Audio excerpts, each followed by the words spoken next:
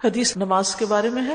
عبداللہ رضی اللہ عنہ روایت کرتے ہیں، میں نے نبی کریم صلی اللہ علیہ وسلم سے پوچھا اللہ کو کون سا عمل زیادہ پسند ہے؟ آپ صلی اللہ علیہ وسلم نے فرمایا نماز کو اس کے وقت پر ادا کرنا. انہوں نے کہا پھر کون سا؟ آپ نے فرمایا والدین سے حسن سلوک.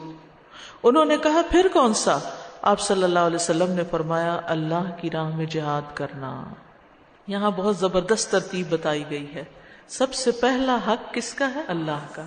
اس کے بعد بندوں میں سے سب سے پہلا حق کس کا ہے؟ والدین کا. اس کے بعد کرنے کے کاموں میں سے عملی زندگی میں سب سے افضل کام کیا ہے؟ اللہ کے راستے میں محنت کرنا. تو یہاں افضل اعمال کی درجہ بندی کر دی گئی ہے اور اس بات پر دلالت کرتا ہے کہ دوسرے کا درجہ پہلے کے بعد ہے اور ان کے درمیان فرق ہے. قرآن مجید میں بھی آتا نا تمہارے رب نے فیصلہ کر دیا کہ اللہ کے سوا کسی کی عبادت نہ کرو، اور عبادت میں سب سے اہم ترین رکن کیا؟ نماز. اور پھر والدین کے ساتھ اچھا سلوک کرو. لیکن یہاں صرف نماز کا حکم نہیں دیا گیا بلکہ کیا کہا گیا؟ وقت پر نماز پڑھنے کی اہمیت ہے. بہت سے لوگ نماز تو پڑھتے ہیں لیکن لیٹ کر کے، کبھی آگے پیچھے دو جمع کر کے اور کبھی قضا کر کے. تو اس میں اصل چیز جو پسندیدہ ترین عمل ہے اللہ تعالیٰ کے نزدیک وہ وقت پر نماز پڑھنے کا ہے. جیسے سورۃ النساء میں آتا ہے بے شک نماز ایمان والوں پر ہمیشہ سے ایسا فرض ہے جس کا وقت مقرر کیا ہوا ہے. یہ اوقات کی پابندی سکھاتی ہے، یہ ٹائم مینجمنٹ سکھاتی ہے. بہت سے فائدے ہیں.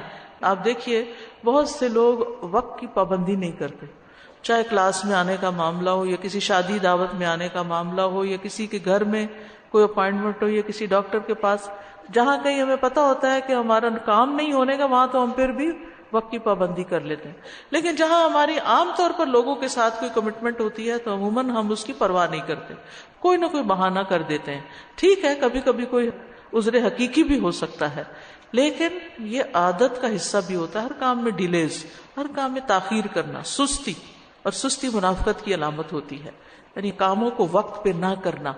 اور پھر آپ دیکھیے کہ جو کام وقت پر نہیں ہوتا اس کے بارے میں پنجابی میں جیسے محاورہ ہے کہ ویلے دی نماز سے کویلے دیاں ٹکرا. یعنی جو وقت پہ نماز نہیں پڑھی جاتی پھر وہ جلدی ٹھونکیں ہی ماری جاتی ہیں، ٹکریں ہی زمین پہ ماری جاتی ہیں، اس میں اللہ کو کم ہی یاد کیا جاتا ہے.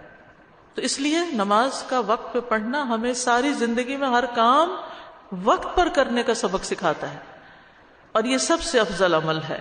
ام فروہ سے مروی ہے، مسند احمد کی روایت میں بھی آتا ہے رسول اللہ صلی اللہ علیہ وسلم سے سوال کیا گیا سب سے افضل اعمال کون سے ہیں؟ تو آپ نے فرمایا نماز کو اس کے اول وقت پر ادا کرنا، الصلاۃ لأول وقتہا. تو پابندی سے کرنے کی بات تو ہے ہی لیکن وقت پر پڑھنا یہاں زیادہ اہم معنی رکھتا ہے. عبداللہ بن مسعود کہتے ہیں کہ رسول اللہ صلی اللہ علیہ وسلم ہر نماز اس کے اپنے وقت پر پڑھتے تھے مگر مزدلفہ اور عرفات میں جمع کرتے تھے. آپ صلی اللہ علیہ وسلم نے امت کو بھی وقت پر نماز پڑھنے کا حکم دیا. ابو ذر سے روایت ہے کہ آپ نے فرمایا نماز کو اس کے وقت پر پڑھا کرو، اور پھر اس کی بار بار تلقین بھی کی گئی. اور اس میں بعض اوقات یہ ہوتا ہے کہ اجتماعی طور پر لوگ کہیں اکٹھے ہوتے ہیں، باتوں میں لگ جاتے ہیں، کھانا کھل جاتا ہے. میں نے دیکھا کئی دفعہ مغرب کی نماز سے 15 منٹ پہلے کھانا کھول دیا جاتا ہے شادیوں میں. اب لوگ کھانے کی طرف دوڑ پڑتے ہیں اور ہوتا کیا ہے کہ ابھی کھانا ڈالا ہی ہوتا ہے کہ مغرب کی نماز کا وقت ہو جاتا ہے اور پھر کھانے کھاتے ہوئے آدھا گھنٹہ اور اوپر ہو جاتا ہے اور باتیں اور گپ شپ لگاتے ہوئے اور پھر اندھیرے میں لوگ نماز مغرب پڑھ رہے ہوتے ہیں. تو یہ کیا ہے؟ ہم سب کو اس پر استغفار کرنی چاہیے، توبہ کرنی چاہیے. اور پھر یہ پڑھ تو لی ہم نے کسی نہ کسی طرح لیکن اس کے اول وقت پر تو نہ پڑھی. تو ایسے میں مومن جو ہے وہ اوقات نماز کو دیکھ کے چلتا ہے. میں کہیں جا رہا ہوں، کوئی اپائنٹمنٹ کر رہا ہوں، ایون شادی کا وقت بھی یا کوئی دعوت رکھنی ہے گھر والوں کی بھی رشتہ داروں کی بھی، تو پہلے یہ دیکھیں کہ لوگوں کی نماز کا کیا انتظام ہوگا. اگر مثلا دن چھوٹے ہیں یا کچھ بھی مشکل ہے تو اس صورت میں کیا ہے کہ انسان پھر آنے والوں کے لیے گھر میں نماز کا انتظام کرے.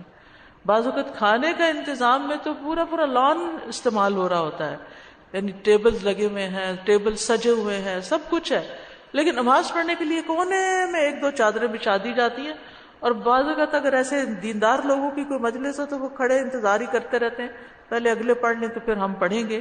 تو یہ نماز کو ہلکا سمجھنا ہے یا اس کو اہمیت نہ دینا.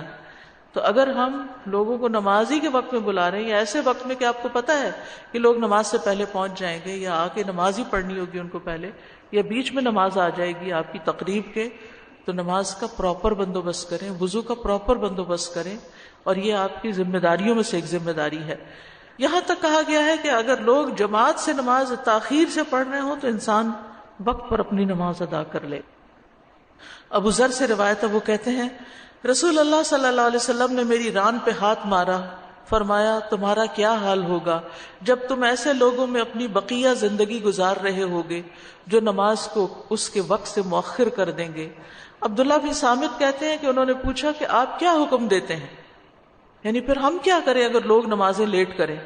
فرمایا تم نماز کو اس کے وقت پر ادا کر لینا اور اپنی ضرورت کے لیے چلے جانا. پھر اگر نماز کی اقامت کہی گئی اور تم مسجد میں ہوئے تو دوبارہ پڑھ لینا.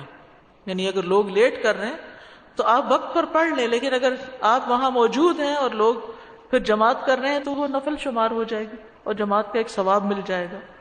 تو صحابہ جو تھے وہ نماز کو مؤخر نہیں کرتے تھے کیونکہ نماز کو مؤخر کرنے کی مذمت ہے. نبی صلی اللہ علیہ وسلم نے فرمایا نیند میں قصور نہیں، بے شک قصور جاگنے کی حالت میں ہے. وہ اس طرح کہ تم کسی نماز کو اس حد تک مؤخر کر دو کہ دوسری نماز کا وقت آ جائے، یعنی اتنا ڈیلے کر دو کہ اگلی نماز کا وقت قریب ہو جائے. اور نماز کے وقت سوئے رہنے والے کے لیے وعید ہے. سمرہ بن جندب سے روایت ہے کہ نبی صلی اللہ علیہ وسلم نے خواب بیان کرتے ہوئے فرمایا کہ جس شخص کا سر پتھر سے کچلا جا رہا تھا وہ قرآن کا حافظ تھا مگر وہ اس سے غافل ہو گیا، یعنی قرآن سے، اور وہ فرض نماز پڑھے بغیر سو جایا کرتا تھا، یعنی نمازوں کے اوقات میں سویا رہتا تھا. اچھا، ہمارے یہاں بڑی خوش فہمی کی بات ہے کہ اگر حافظ بن گئے تو خود بھی جنت میں چلے جائیں گے اور گھر والوں کو بھی بخشوا لیں گے. اس لیے بہت سے لوگ اس پر تو بڑی توجہ دیتے ہیں، لیکن حافظ بن کر ہمارے اوپر ذمہ داریاں کیا عائد ہوتی ہیں ان کی طرف متوجہ نہیں ہوتے، اور باقی فرائض کی طرف سے پھر اہانت یا غفلت یا سستی برتنے لگتے ہیں. تو اس سے بچنے کی ضرورت ہے. اور یہ جو قرآن مجید میں آتا ہے وَيْلٌ لِّلْمُصَلِّينَ الَّذِينَ هُمْ عَنْ صَلَاتِهِمْ سَاهُونَ، اس کا مطلب ہے وقت کا ضائع کرنا، فضول کاموں میں لگے رہنا یہاں تک کہ نماز کا اصل وقت نکل جائے. یہ ان لوگوں کے لیے ہلاکت ہے. استغفر اللہ. یعنی سوچئے کہ بعض اوقات ہم گھر کے کاموں میں، بعض اوقات ہم اپنی سیٹنگز کرنے میں، بعض اوقات ہم اور کسی کو اٹینڈ کرنے میں، کوئی کال اٹینڈ کرنے میں، کوئی میسیجز کا جواب دینے میں سستی کرتے کرتے نماز کو ڈیلے کر دیتے ہیں. ایسے نمازیوں کے لیے وہ نماز بھی پڑھتے ہیں لیکن پھر بھی ہلاکت سنائی گئی. فَوَيْلٌ لِّلْمُصَلِّينَ، مصلین کے لیے ہلاکت ہے. یہاں مشرکین یا کافرین کی بات نہیں کی گئی. تب آپ یہ دیکھیے کہ یہ ہلاکت، یہ نقصان دنیا کا بھی ہو سکتا ہے. مثلا آپ روز نماز لیٹ کرتے ہیں تو پھر آپ کے کام بھی لیٹ ہو جائیں گے. یعنی دین کے معاملے میں جب انسان سستی کرتا ہے تو بعض اوقات اس کی دنیا کے معاملات اس کے تاخیر سے ہونے لگتے. کئی لوگ پوچھتے ہیں، مثلا کئی لوگ مجھ سے آ کے کہتے ہیں کہ ہمارا ہر کام ہی ڈیلے ہو جاتا ہے، بزنس کے معاملے میں ڈیلیز، پیمنٹس میں ڈیلیز، شادی میں ڈیلے، فلاں چیز میں ڈیلے، فلاں. تو میں ان کو کہتی ہوں کہ کہیں آپ اللہ کے کسی حق میں تو ڈیلے نہیں کر رہے، کسی اور کی ادائیگی میں تو ڈیلے نہیں کر رہے. سوچیں ذرا، یعنی اگر ہمارے کاموں میں تاخیر ہو رہی ہے تو کہیں ہم اپنے کسی فرض میں تو تاخیر نہیں کر رہے. اچھا ابھی کرتے ہیں دیکھتے ہیں ابھی کرتے ہیں.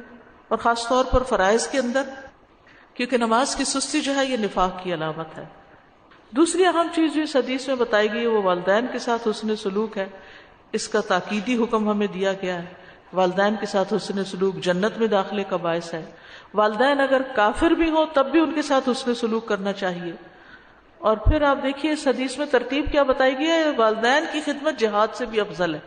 اگر آپ کے والدین آپ کی خدمت کے محتاج ہیں اور آپ کو وقت نہیں مل رہا دین کے لیے کچھ کام کرنے کا، بہت بیڈ ریڈن ہو گئے ہیں، محتاج ہو گئے ہیں، ضرورت مند ہو گئے ہیں، آپ کے بیمار ہو گئے ہیں، تو ایسی صورت میں ان کو لک آفٹر کرنا پھر آپ سے فریضہ جہاد کو بھی ساقط کر دیتا ہے. تیسرا کام، جب آپ نے اپنی نمازیں، اپنی ذاتی زندگی کی اصلاح کر لی، اپنے فرائض پورے کر لیے، والدین کو بھی دیکھ لیا، پھر تیسری چیز آتی ہے آپ کو اللہ کے راستے میں کام کرنا.